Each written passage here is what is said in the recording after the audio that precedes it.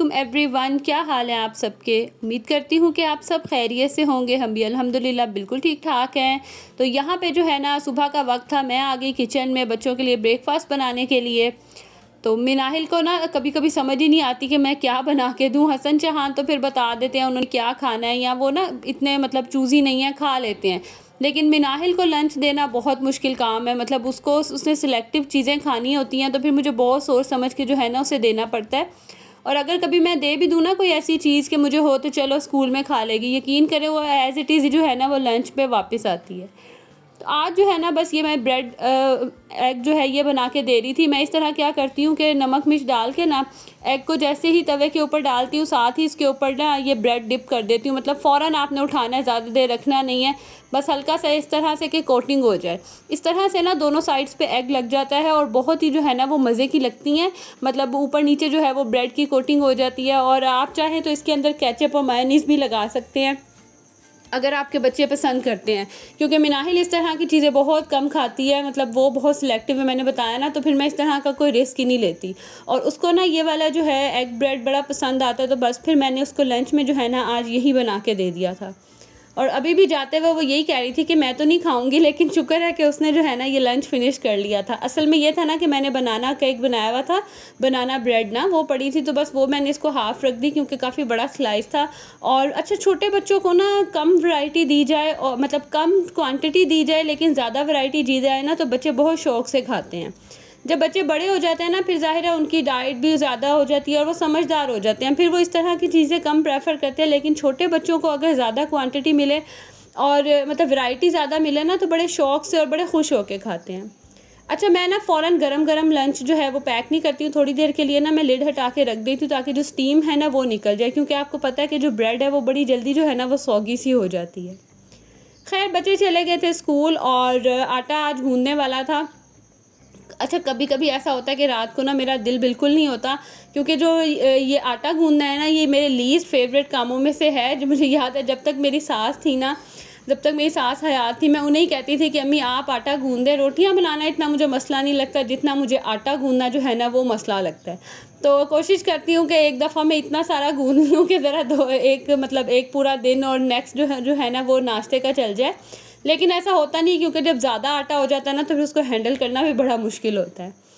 बस यहाँ पे आटा वगैरह मैंने गूँधा, उसके बाद हस्बैंड को नाश्ता बना के दिया, वो ऑफ़िस चले गए थे और मेरे पास ना अभी टाइम था। मुस्तफ़ा लगा हुआ था खेलने, तो मैंने कहा ये टाइम वेस्ट ज़रूर करना है। सुबह के 9 बजे थे, तो बस 9 से 9-10 तक ना मेरे पास थोड़ा टाइम होता है।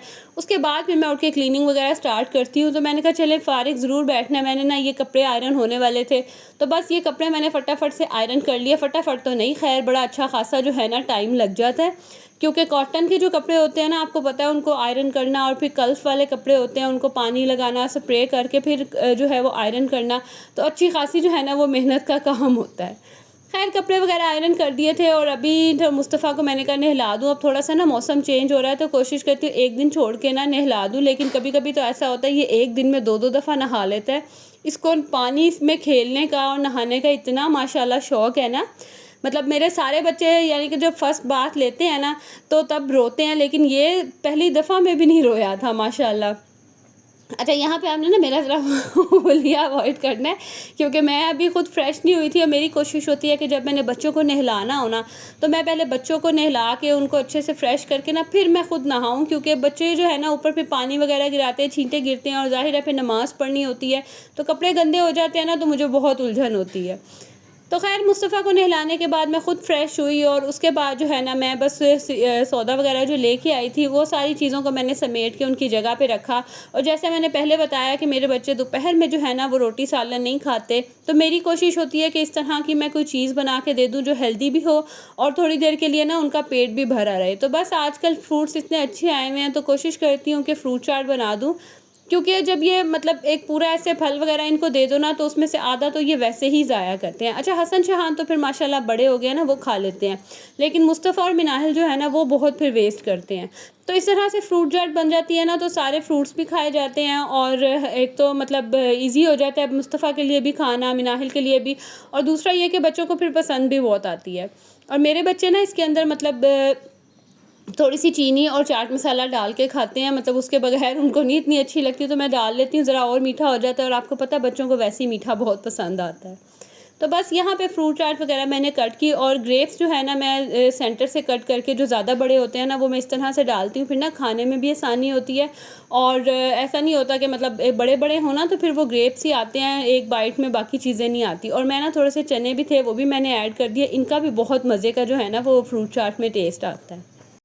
तो बस यहाँ पे हमारी जो फ्रूट चाट थी वो बनके रेडी होगी। थोड़ी देर के लिए इसको मैं फ्रिज में रखूँगी ताकि अच्छे से जो है ना वो ठंडी हो जाए। साथ ही खाना भी मैंने आज बना लिया था जल्दी, और आज मैंने बनाना था कीमा और घिया। अच्छा, एक दफ़ा ऐसे हुआ कि मैंने ना हसन से गोश्त मंगवाया और वो कीमा ले आया, तो अब मैं इसको दोबारा, मैंने कहा मैं क्या इसे वापस भेजती हूँ, चलो ऐसे ही बना लेती हूँ। पता नहीं शायद किसी और घर में भी बनता होगा, लेकिन मैंने तो फर्स्ट टाइम ही बनाया था और बच्चों को इतना पसंद आया था ना, स्पेशली हसन को, ये कीमा और घिया। तो उसके बाद से ना मैं अक्सर ही बनाती हूँ, तो बच्चे बड़े शौक से खा लेते हैं। शहान तो नहीं खाता, उसको तो बस सब्ज़ी जिस जगह पे नज़र आ जाए ना वो चीज़ चाहे जितनी अच्छी बनी हो बहुत मुश्किल से खाता है। खैर, बच्चों को खाना वगैरह रेडी हो गया था और अब है तकरीबन शाम का टाइम, और हल्की हल्की सी ना बच्चों को भूख लग रही थी। तो खाना खाने में अभी टाइम था, तो मैंने कहा चलो पापड़ बना के देती हूँ बच्चों को, ज़रा शौक से खा भी लेंगे और थोड़ी देर के लिए जो है ना ये इनको ज़रा सुकून आ जाएगा, तो फिर मैं रोटी वगैरह बना लूँगी।